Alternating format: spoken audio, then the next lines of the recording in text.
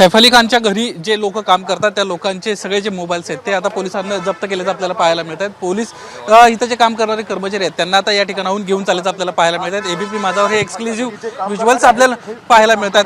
हे तीनही काय मला माहिती नाही। आपण पाहतो की 3 जण आहेत, हे 3 जण आहेत त्याला रात्री उशिरा ही घटना घडली होती। पोलिसांना 3 जणांना या ठिकाणाहून पोलीस आता घेऊन निघाल्याचं आपल्याला पाहायला संवाद करण्याचा प्रयत्न केला। क्या कहना चाहोगे भाई, क्या हुआ था, कितने बजे हुआ था घटना? दादा अरे थांबा जरा थोड़ा, अरे थांबा ना, अरे थांबा, अरे थांबा, अरे थांबा, अरे दादा कुछ भी नहीं मालूम। दादा काय झालं? अरे काय झालं? आपण पाहतोय आता ह्या तिघांनाही घरात जे काम करणारे लोक आहेत त्या तिघांनाही पोलीस या ठिकाणाहून घेऊन निघालेले आहेत। ते एक्सक्लुझिव्ह दृश्य आपण पाहतोय, त्यांच्याशी बातचीत करणार आहोत। सर, त्या ठिकाणाहून मोबाईल देखील आपण सोबत घेतला, काय सांगाल सर? आपण पाहतोय की पोलिसांची टीम आता या ठिकाणाहून निघतेच। सैफ अली खान यांच्या घरामध्ये जे 3 कर्मचारी काम करतात त्या तिघांनाही घेऊन पोलीस आता या ठिकाणाहून निघून गेल्याचं आपल्याला पाहायला मिळत आहे। सद्गुरू हाईट शरण नावाचं ही बिल्डिंग आहे खार परिसरातली, आणि याच परिसरातल्या बिल्डिंगमध्ये सैफ अली खान 12व्या मजल्यावर राहतात आणि त्या सर्वांना घेऊन पोलीस जे आहेत ते या ठिकाणाहून निघून गेल्याचं पाहायला मिळत आहे। साधारणपणे रात्री 2च्या सुमारास ही घटना घडलेली आहे।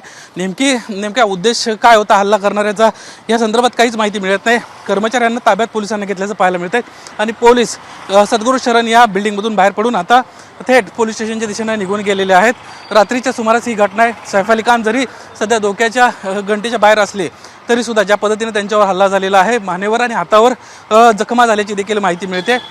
सध्या दक्षता विभागामध्ये त्यांना लीलावती रुग्णालयात ठेवण्यात आलेलं आहे आणि आत्ताच्या घडीची ही महत्त्वाची आपण दृश्य पाहिली ही सर्व जे कर्मचारी त्यांच्या घरात काम करणारे या तिघांनाही त्यांच्या मोबाईलसह पोलिसांना आपल्याला ताब्यात घेतल्याचं पाहायला मिळतंय। कॅमेरामन अजित कदमसह निलेश बुधावले, एबीपी माझा, मुंबई।